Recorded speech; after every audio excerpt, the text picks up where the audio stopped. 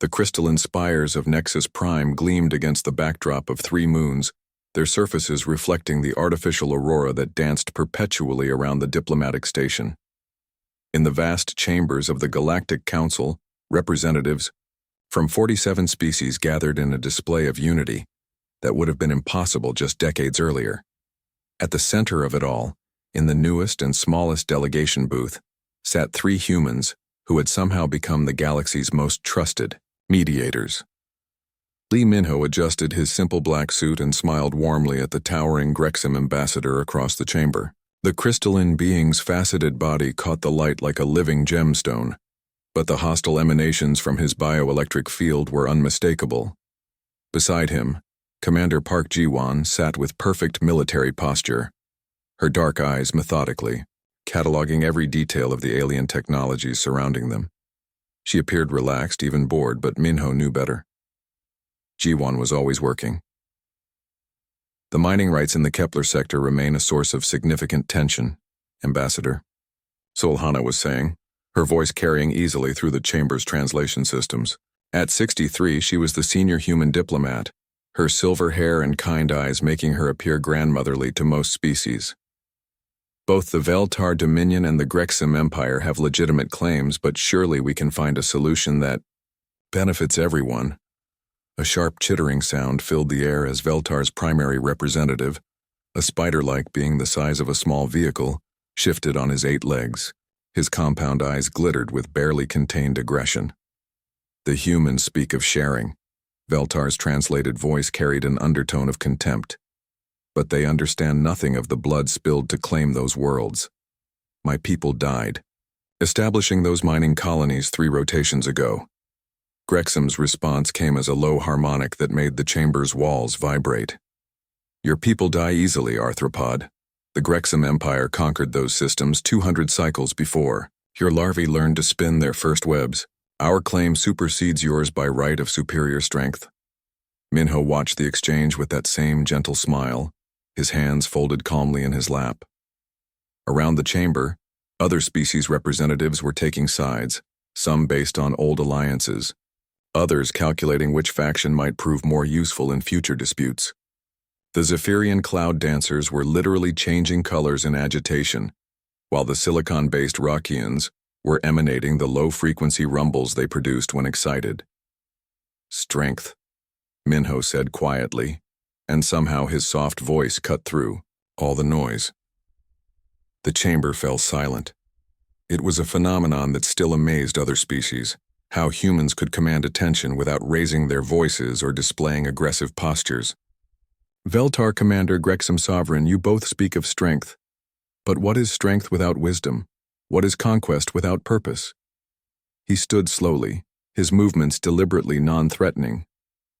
At average human height, he was dwarfed by most beings in the chamber, yet something about his presence made him seem larger. 3 years ago, when humanity first joined this council, we brought gifts. He gestured to the small potted plant on his delegation's table, a peace lily with delicate white blooms. This is from Earth. It's called a peace lily. It requires very specific conditions to thrive. The right soil, the right amount of light, careful tending. But when those conditions are met, it produces something beautiful. Grexam's harmonic laugh was like breaking glass. The human offers us a weed as wisdom. How typical. Minho's smile never wavered, though Commander Park's eyes narrowed almost imperceptibly. Not as wisdom, Sovereign. As an example. The Kepler sector has 17 different mineral deposits across 12 worlds. The Veltar need iridium for their quantum processors. The Grexam require thorium crystals for their shield generators. Neither resource exists in the same locations. He moved to the chamber's central holographic display, his fingers dancing over the controls with practiced ease.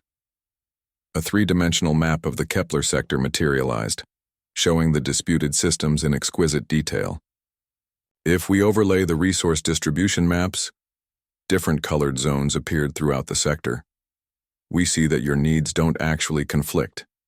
The Veltar colonies are sitting on iridium deposits that are useless to the Grexam. The Sakim Grexam territories contain thorium that the Veltar have no use for.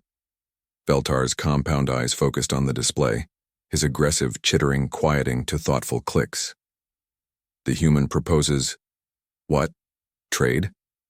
"I propose cooperation," Minho said.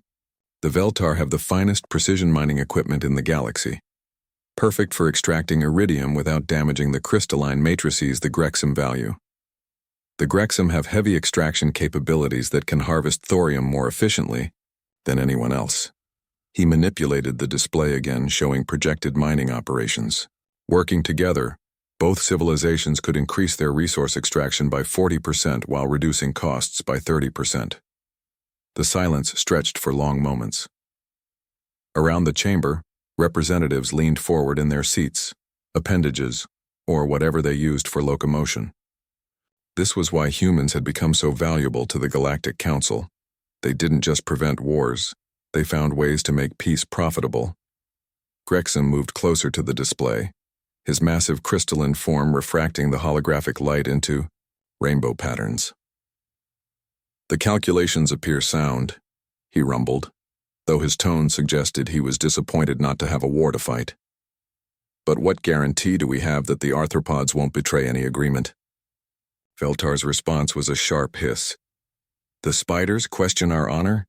Your empire's word is worth less than space dust." "Gentlemen," Ambassador Sewell intervened smoothly, "perhaps we could discuss enforcement mechanisms. Humanity would be happy to provide neutral oversight for any resource-sharing agreement. We have monitoring stations throughout that sector already. Our deep space research facilities could easily verify compliance with any accords." Commander Park finally spoke, her voice crisp and professional. "Our monitoring capabilities are quite sophisticated. We can track resource extraction down to the kilogram, verify shipping manifests in real time, and ensure both parties receive exactly what they're entitled to."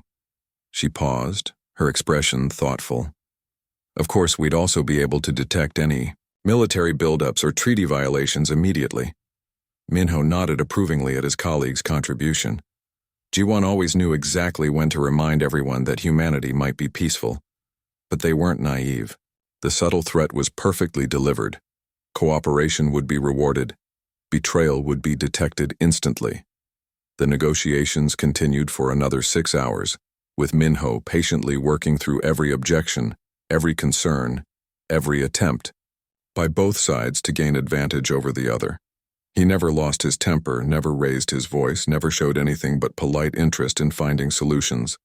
By the time the final accords were signed, both the Veltar and Grexum were convinced they had gotten the better deal. As the session concluded, Grexum approached the human delegation. Up close, his crystalline form was even more impressive. Easily 3 meters tall and radiating an aura of barely contained power, he looked down at Minho's peace lily, then deliberately knocked it from the table with one massive appendage. The pot shattered on the chamber floor, soil and white petals scattering across the polished stone. Fragile things break easily in the real galaxy. Human. Grexum's harmonics carried clear amusement. "Perhaps you should grow something with thorns next time." Minho looked down at the destroyed plant, his expression unchanging. He knelt and carefully gathered one of the undamaged blooms, tucking it gently into his jacket pocket. When he stood, his smile was exactly the same as it had been all day. "Perhaps," he said quietly. "Thank you for the advice, Sovereign." As the aliens filed out of the chamber, chattering among themselves about the successful negotiations and the useful but weak humans, Commander Park remained seated. Her eyes were fixed on the scattered soil and broken pottery, her jaw set in a hard line. "Minho," she said once they were alone. "I know, G1." He was still smiling, but something in his voice had changed, something cold and distant. "Send the report to Earth. All of it. Every word, every gesture, every casual insult." He looked at the peace lily's broken remains. "Make sure they know about this too." Park's fingers moved across her personal communicator with military precision. "Already done. General Sujin will want to see this." She paused. "They have no idea, do they? Any of them?" Minho's smile finally faded as he watched the last alien representative disappear through the chamber doors. "No," he said softly. They have no idea at all. In the vast emptiness around Nexus Prime, human ships maintained their peaceful patrols, their hulls marked with medical crosses and diplomatic insignia. Their crews went about their duties with the same quiet efficiency that had marked humanity's 3 years in the Galactic Council. To any observer, they looked exactly like what they claimed to be: explorers, healers, and peacekeepers. None of the alien species bothered to look too closely at the technical specifications of those ships. After all, what threat could the galaxy's mediators possibly pose? It was a question they would soon wish they had asked. 6 months after the Kepler Accords, the diplomatic station Nexus Prime had become humanity's second home. The mining agreement between the Veltar and Grexum had exceeded all projections, generating wealth for both empires while establishing humanity as the galaxy's premier mediators. Today, the council chambers buzzed with another crisis that required the humans' delicate touch. Lee Minho stood before the holographic display, his familiar gentle smile in place as he addressed the assembled representatives. The current dispute involved the Grexum Empire and the aquatic Merlin Collective, a peaceful species whose homeworld consisted entirely of vast, pristine oceans. The Grexum wanted to establish mining platforms on the ocean floors of 3 Merlin worlds, while the aquatic beings claimed the operations would destroy their breeding grounds. The solution seemed straightforward, Minho was saying, his calm voice carrying easily through the chamber's translation systems. The Grexum need the rare earth minerals, but only from specific geological formations. The Merlin need their breeding sanctuaries protected. If we examine the geological surveys, Captain Yunari sat in the observation gallery above the main chamber, her dark eyes not on the proceedings below but on her tactical tablet. To any casual observer, she appeared to be taking notes on the diplomatic session. In reality, she was analyzing intercepts from the intelligence networks that humanity had quietly established throughout the galaxy over the past 3 years. What she was reading made her blood run cold. The transmission fragments had been collected by Dr. Kim Taehyung's medical research stations, ostensibly humanitarian outposts providing aid to various alien worlds. In practice, they were humanity's ears and eyes monitoring communications across 17 star systems. The pattern that was emerging painted a picture that would have been unthinkable just months ago. Fragment 1, from Veltar military channels. Cleansing protocol approved by High Command. Human diplomatic influence has become too extensive. Phase 1 deployment schedules. Fragment 2 from Grexum encrypted networks. Federation contact confirms participation. Even the Merlin agree the human problem must be addressed before they become uncontainable. Fragment 3 from Orochian transmission. Grateful for human assistance with the Silicon Plague, but long-term projections indicate inevitable conflict. Better to act while they remain militarily insignificant. Captain Yu's fingers moved swiftly across her tablet's interface, cross-referencing the intelligence with shipping manifests, diplomatic schedules, and resource movements. The pieces fell together with terrifying clarity. What the aliens called the cleansing wasn't just a military operation. It was a coordinated genocide planned by a secret alliance that included nearly every major power in the galaxy.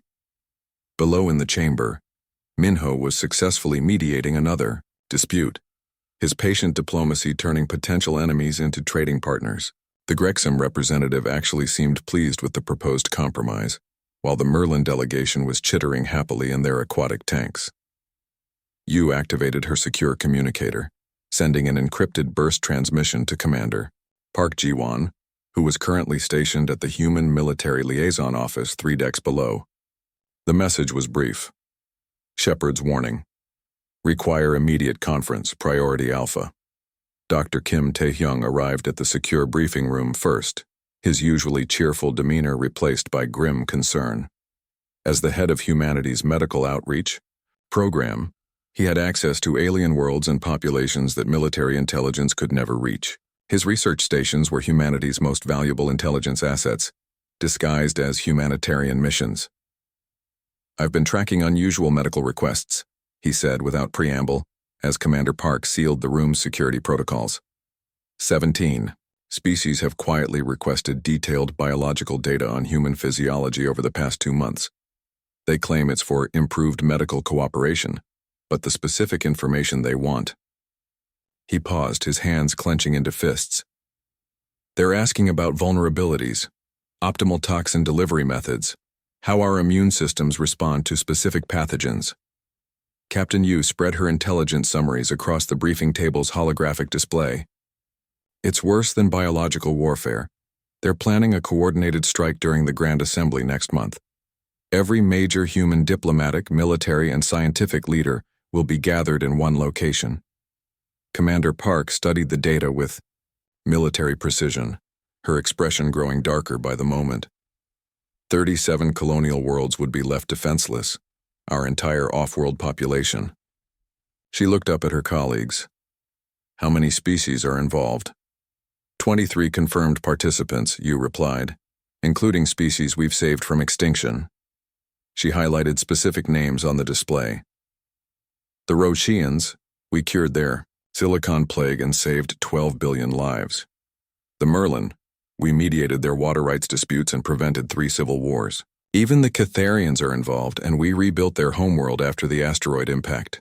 Dr. Kim's voice was barely above a whisper. They're calling us the creeping threat. According to the intelligence, they believe humanity's rapid technological advancement and diplomatic influence makes us an inevitable danger to galactic stability. They want to eliminate us before we become... He struggled with the words. Before we become what they are. The irony was suffocating. Humanity had spent 3 years proving they were the galaxy's most peaceful species, and that very peace had convinced their allies that humans were too dangerous to live. Park activated her command interface, her fingers moving with practiced efficiency. I'm implementing Shepard Protocol communication restrictions. All human personnel will receive new operational parameters within the hour. She paused, looking at her colleagues. This information doesn't leave this room until we determine our response. What about Minho? Dr. Kim asked. He's supposed to continue negotiations with the Grexum tomorrow. If they suspect we know, Minho continues his work, Park said firmly. Nothing changes in our diplomatic posture until we're ready. But I want continuous monitoring of every alien representative on this station. If they sneeze, I want to know about it. 20 minutes later, Lee Minho received what appeared to be a routine scheduling update on his personal communicator. To anyone monitoring human communications, it would seem like administrative trivia. The actual message, buried in seemingly random meeting times and location changes, was far more significant. Shepard Protocol active. Maintain all current operations, trust no one. Confirm receipt with standard diplomatic acknowledgement. Minho read the message twice, his expression never changing from its customary calm interest. He was alone in his quarters, surrounded by gifts from grateful alien civilizations, art objects, rare minerals, and cultural artifacts that represented 3 years of successful diplomacy. Slowly, methodically, he began placing them in storage containers. The most painful was a crystalline sculpture given to him by Veltars Kethran, one of the few alien military commanders who had shown genuine respect for human negotiating skills. The piece was beautiful, its faceted surfaces creating rainbow patterns when light struck it. Kethran had called it a friendship crystal, claiming it represented the eternal bond between their species. Now Minho knew that Kethran's people were planning to murder every human in the galaxy. He sealed the last container and sat down at his desk, pulling up the diplomatic schedules for the next 3 weeks.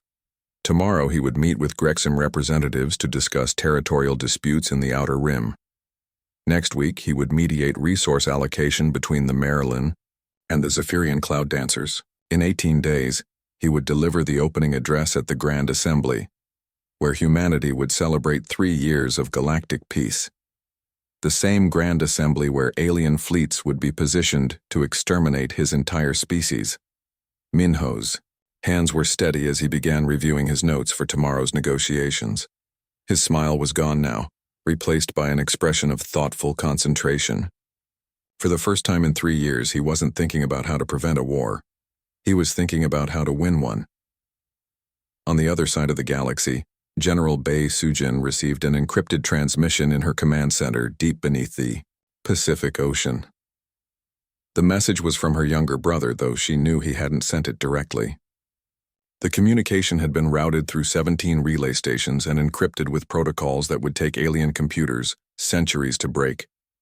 The message was simple. They know we're dangerous. They're right. General Bei looked at the massive displays surrounding her command center, showing the positions of every human vessel, colony, and installation throughout the galaxy. For 3 years, humanity had appeared to be exploring, healing, and mediating. The aliens had seen exactly what they were supposed to see. They had never suspected that behind every act of diplomacy was a species that had been preparing for exactly this scenario since the day they'd first encountered alien life. The change began at 800 Standard Galactic Time, though no one could pinpoint exactly when they first noticed it. Lee Min-ho walked into the council chambers that morning, wearing the same understated black suit he'd favored for 3 years, his posture identical to every other day, his movements carrying their usual calm precision. But something fundamental had shifted. The smile was gone, not replaced with a frown or scowl. That would have been understandable, human. Instead, Min-ho's expression had settled into something far more unsettling. Perfect neutrality. His dark eyes, once warm with genuine interest in finding solutions, now held the flat attention of someone cataloging information rather than seeking connection. Ambassador Sulhana and Commander Park Ji-won flanked him as always, but the easy camaraderie that had marked human interactions for 3 years had vanished. They spoke to each other in brief professional exchanges. No casual conversation. No shared glances of understanding. No warmth. Grexam was the first to comment, his crystalline form refracting the chamber's light as he moved closer to the human delegation. The mediator seems subdued today. Perhaps the arthropod territorial dispute has proven too complex for human comprehension.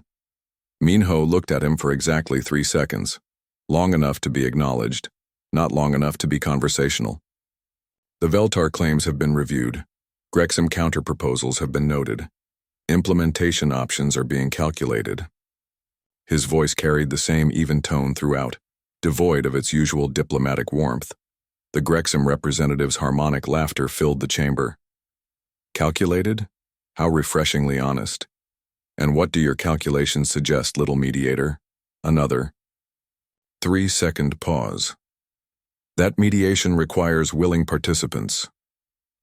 Veltar's compound eyes shifted between the humans and Grexam, his 8 legs clicking nervously against the chamber floor.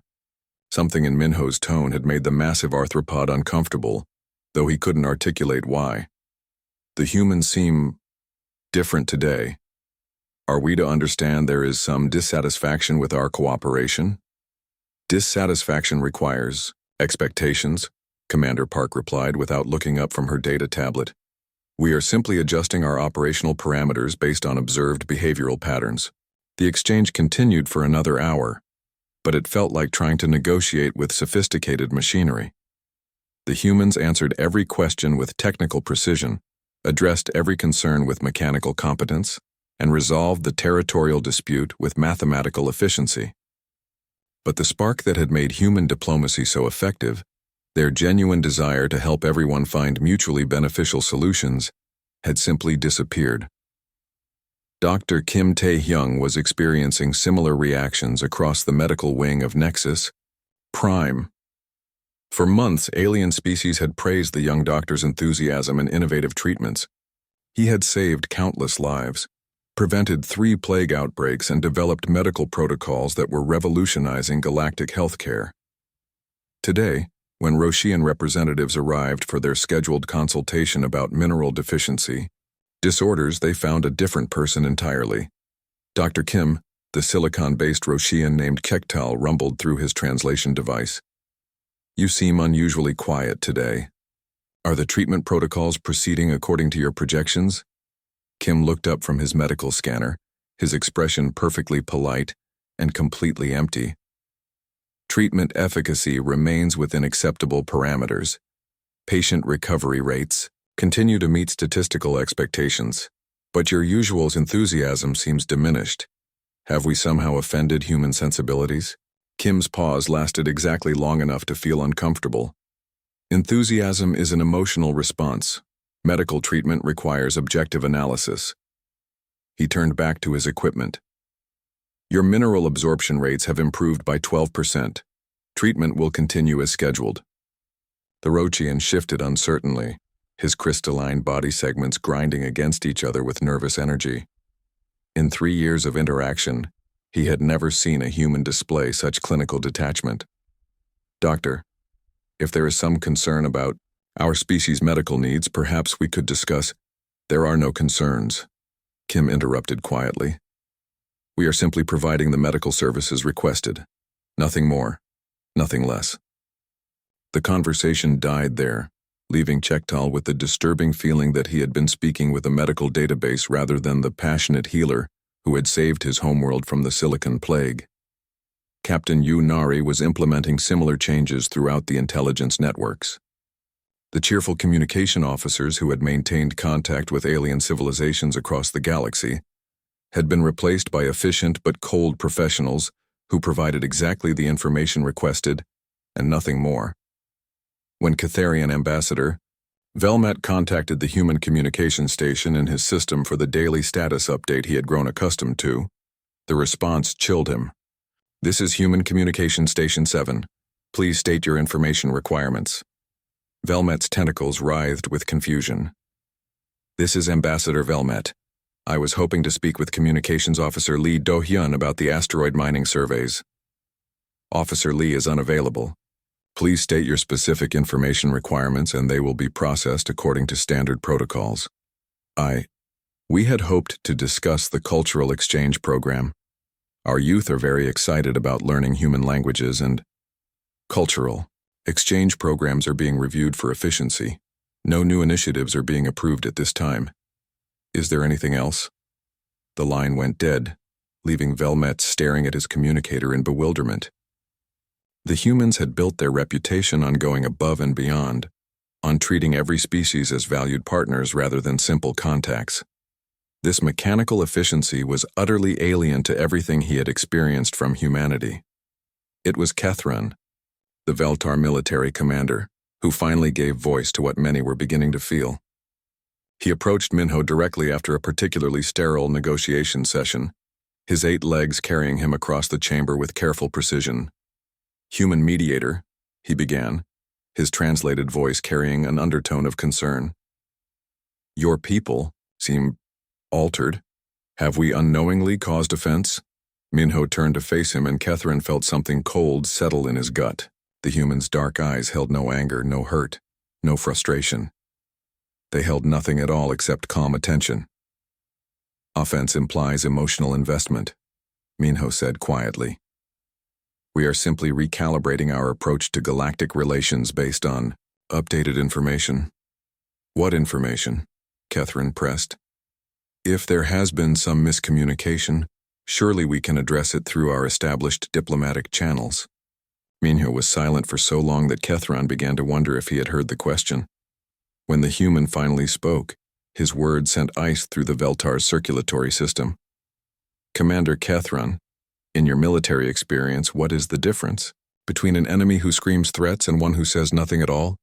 The question caught Kethran completely off guard. The loud enemy announces his intentions. The quiet one is planning, Minho finished. We have been very loud for 3 years, Commander. We talked constantly about peace, cooperation, mutual benefit.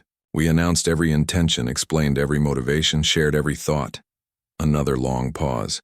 The chamber had gone completely silent, other representatives unconsciously leaning closer to hear the exchange.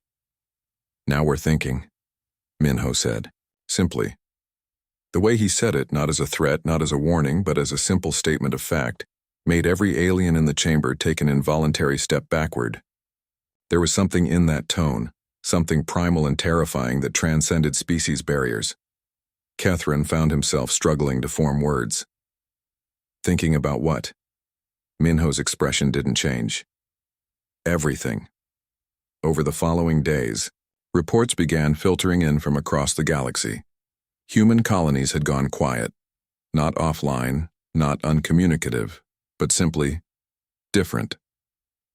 They continued their work, maintained their trade relationships, provided their services. But the enthusiasm, the innovation, the extra effort that had made humanity so valuable had vanished. Worse, humans had begun making small changes to their agreements. Medical supplies that had been provided freely now required exact payment schedules.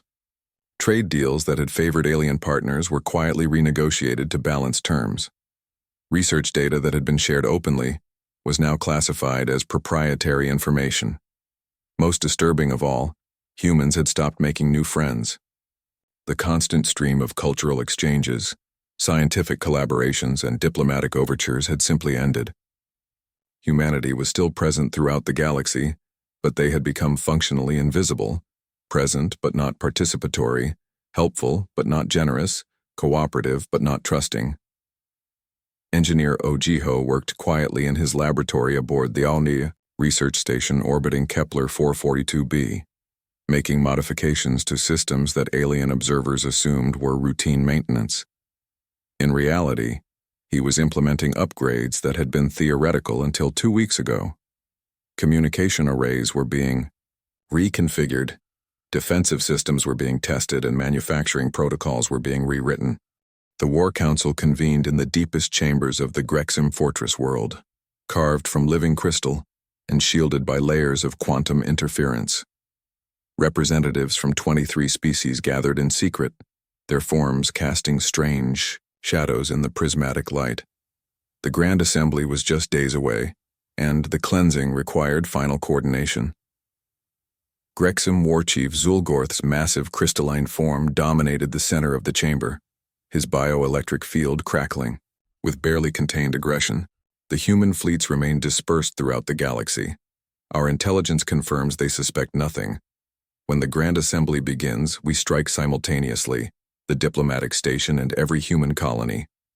Veltar's primary military commander, a different individual than Catherine, chittered his agreement. Our deep strike fleets are positioned in 18 systems. The humans' research stations will be our primary targets after their colonies fall. But it was Roshian Intelligence Chief Vorketh who introduced the first note of concern. His silicon-based form shifted nervously as he projected holographic displays around the chamber. There have been anomalies in human behavior over the past weeks.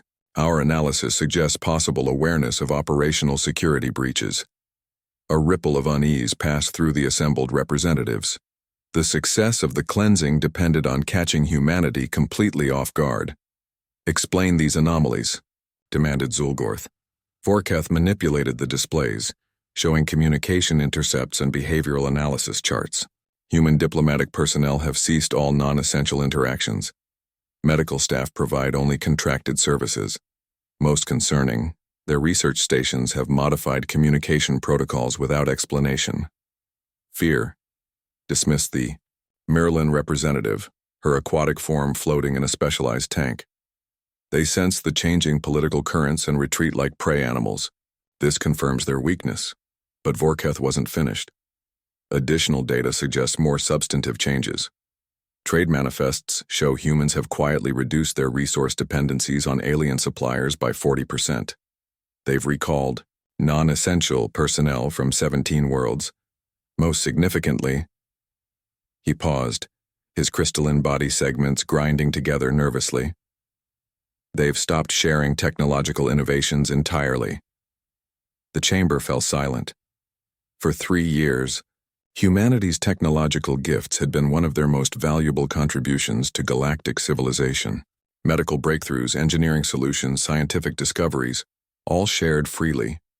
The sudden cessation was more than behavioral change. It was strategic. Catharian Ambassador Velmet, whose homeworld had been rebuilt with human assistance, spoke up hesitantly. "Perhaps we should reconsider the timeline. If the humans suspect what?" Zulgorth's harmonic voice cut through the chamber like breaking glass. "They have no military capabilities beyond system defense. Their entire fleet consists of exploration vessels and medical ships. What possible threat could they pose?" It was then that Pa Mirai entered the chamber. The young Roshian had grown from a child saved by human medical intervention into one of the galaxy's most skilled intelligence analysts. Her crystalline form was smaller than the adults around her, but her data processing capabilities were formidable. She had been analyzing human activities across 17 sectors, and what she had discovered made her question everything she thought she knew about their peaceful neighbors. "Honored representatives," she began, her translated voice carrying a tremor of uncertainty. "I have completed the requested analysis of human military capabilities. The results are unexpected." She activated her personal display interface, and the chamber filled with technical schematics and energy readings. "We assumed human vessels were exploration ships because of their apparent configurations. However, detailed analysis reveals significant discrepancies. The first schematic showed a typical human research vessel, sleek, elegant, marked with medical and scientific symbols. But as Mirai manipulated the display, hidden compartments became visible, weapon ports revealed themselves, and what appeared to be sensor arrays transformed into targeting systems. "Every human ship we've cataloged can be reconfigured for combat operations within hours," she continued, her voice growing steadier as the implications became clear. "Their communication arrays are actually military-grade defensive platforms. Their medical stations are strategically positioned to control key hyperspace routes." A chill settled over the chamber. Zulgorth moved closer to the displays, his massive form refracting the holographic light into chaotic patterns. "This suggests preparation, not capability.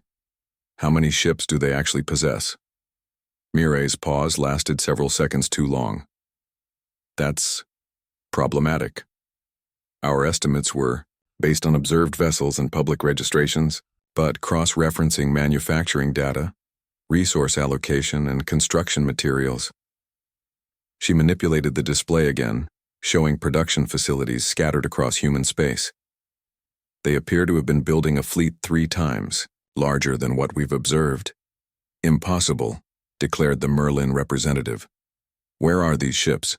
Our surveillance networks monitor every major human system." "Hidden in dark space," Mirai said quietly. "Our analysis suggests they've been using their deep space research missions to establish concealed staging areas beyond our sensor networks. We've been tracking their visible fleet while they've been building an invisible one." The silence that followed was deafening. Slowly, inexorably, the representatives began to understand that the cleansing might not be the surgical strike they had planned. It might be a mutual annihilation, but Mirai wasn't finished. Her next revelation made the previous discoveries seem trivial. "There's more. The technological innovations humans have shared with us over 3 years, we've been analyzing them as individual breakthroughs. But when examined as a comprehensive data set..." She paused, her form flickering with nervous energy. "They've been systematically mapping our weaknesses." New displays materialized, showing the pattern of human gifts to various species. Medical treatments that required detailed biological scans. Engineering solutions that necessitated complete infrastructure analysis. Scientific collaborations that provided comprehensive technological assessments. "They know everything," Mirai whispered. "Every defensive system, every military capability, every strategic weakness. 3 years of cooperation has given them a complete intelligence picture of every species in this alliance." Zulgorth's bioelectric field erupted in violent discharges, the crystalline chamber walls ringing like struck bells. "You're suggesting they've been planning this since first contact?" "I'm suggesting," Mirai said, her voice barely audible, "that we never understood what we were dealing with. We saw a species that preferred diplomacy and assumed they were incapable of warfare. But what if they prefer diplomacy because they're so good at war that they don't want to use it?" The question hung in the air like a poison cloud. Around the chamber, representatives began reviewing their own interactions with humanity through this new lens. Every friendly gesture, every helpful innovation, every collaborative project suddenly seemed far more sinister. Kethrin, who had been silent throughout the briefing, finally spoke. His voice carried none of its usual military confidence. "I spoke with the human mediator recently. asked him about their changed behavior. He paused, his 8 legs clicking nervously against the crystalline floor. He said they were thinking. When I asked about what, he said, everything. The fleets are already in position, Zulgorth said, but his harmonics had lost their earlier certainty. The operation cannot be recalled without exposing our entire alliance. Then we proceed, declared the Merlin representative, though her aquatic form had gone pale.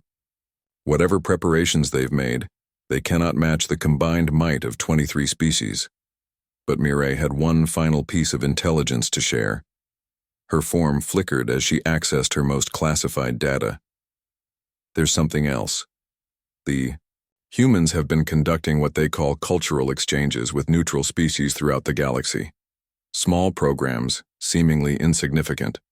But the pattern suggests they've been establishing communication networks and potential alliance, structures with every major power we're not already allied with. The implications were staggering. If the cleansing failed, if humanity survived the initial assault, they would have allies. Powerful allies who had been quietly cultivated for 3 years, while the conspiracy focused on humanity's apparent weaknesses. We've made an error, Catherine said quietly. A catastrophic error. We planned to eliminate them because we thought they were becoming too powerful. But we should have been asking why a species capable of this level of strategic planning chose to appear weak for 3 years. The War Council continued for another hour, but the damage was done. What had begun as a confident coordination meeting had become an exercise in growing dread. The representatives dispersed to their fleets with the horrible understanding that the cleansing was no longer an operation to prevent human dominance. The Grand Assembly began at dawn on Nexus Prime, with representatives from 47 species gathering in the gleaming diplomatic station that had become a symbol of galactic unity. The ceremony was magnificent, a celebration of 3 years of unprecedented peace orchestrated largely by humanity's patient diplomacy. Li Minho stood at the central podium, his black suit immaculate, his posture perfectly composed. Around him, alien representatives filled the vast chamber in a display of cooperation that would have been impossible just decades earlier. Above them, through the station's transparent dome, 3 moons hung in the purple sky like watching eyes. What none of the assembled diplomats knew was that in 17 different star systems, alien battle fleets were moving into attack positions around human colonies. The cleansing was scheduled to begin in exactly 6 hours, time to coincide with the moment when humanity's leadership would be gathered in one vulnerable location. What they also didn't know was that Admiral Cho Woonbin had been waiting in dark space for this moment for over a year. Honored representatives, Minho began, his voice carrying easily through the chamber's acoustic systems. Today marks the 3rd anniversary of humanity's inclusion in this council. It has been a time of growth, learning, and cooperation. His words were exactly what the audience expected, but there was something different in his delivery. The warmth that had characterized human diplomacy for 3 years was completely absent. He spoke like someone delivering a technical report, rather than a celebration of peace. Commander Park Jiwon sat in the human delegation, her attention not on Minho's speech but on the tactical display hidden in her personal tablet. Across the galaxy, sensors were tracking the movement of alien fleets toward human space. Every ship, every formation, every approach vector had been mapped and analyzed for months. We have learned much about our neighbors, Minho continued, their strengths, their needs, their intentions. In the audience, several alien representatives shifted uncomfortably. There was something in that pause, something that made Catherine's compound eyes focus sharply on the human speaker. But perhaps most importantly, Minho said, his voice dropping to barely above a whisper, we have learned about ourselves. At that moment, Pak Mireille's warning reached human intelligence networks. Captain Yu Nari, monitoring communications from her position in the station security center, received the desperate transmission from the young Roshian analyst. The message was brief but confirmed what humanity had already suspected. The alien fleets were moving. Yu activated her communicator with practiced efficiency. Shepard Actual, this is Nexus Control. Package confirmed in motion. Recommend immediate implementation of Protocol 7. The response came instantly, not from Admiral Cho but from General Bae Sujin herself, speaking from her command center beneath Earth's Pacific Ocean. Nexus Control. Protocol 7 is authorized. All Shepard assets are weapons-free. Execute. Immediately. What happened next would be analyzed by military historians for centuries. The alien fleet struck human colonies simultaneously across 17 star systems, their commanders confident that they were attacking defenseless settlements, protected only by light system defense forces. The first wave of attacks succeeded exactly as planned. Orbital bombardments began, landing forces deployed, and human colonies appeared to be caught completely off guard. For exactly 4 minutes and 37 seconds. Then the colonies began, shooting back. What the aliens had assumed were communication arrays and research facilities revealed themselves to be military installations with defensive capabilities that exceeded anything in the alien arsenal. Particle beam weapons that could crack a heavy cruiser's shields in seconds. Missile systems that launched projectiles moving at significant fractions of light speed. Point defense networks that made planetary invasion impossible. But the real shock came when Admiral Cho's hidden fleet emerged from dark space. The ships that materialized around the attacking alien forces weren't the exploration vessels and medical ships that had represented humanity for 3 years. They were predators, sleek, angular craft bristling with weapons that incorporated the best technology from every species humanity had peacefully encountered. Grexim crystalline shielding protected hulls designed with Veltar metallurgy. Weapons. Systems used Merlin energy focusing techniques combined with Rochian targeting computers. The ships were hybrids that shouldn't have been possible, representing technological integration that typically took centuries to achieve. The alien fleets found themselves facing an enemy that knew their every weakness because humanity had spent 3 years systematically cataloging them under the guise of friendship. The Battle of Kepler 442 lasted 18 minutes. A Grexim battle group of 37 ships encountered 12 human vessels and was completely annihilated without inflicting significant damage. The human ships used precisely calibrated attacks that exploited structural weaknesses in Grexim crystal armor, weaknesses that had been discovered during cooperative metallurgy. Research 6 months earlier. The Battle of Veltar Prime was even more decisive. Alien forces approaching the supposed human research station found themselves facing a fortress that had been built inside an asteroid. The facility's weapons had been designed specifically to counter Veltar defensive systems, using frequencies that disrupted their energy shields and projectiles that penetrated their armor at optimal angles.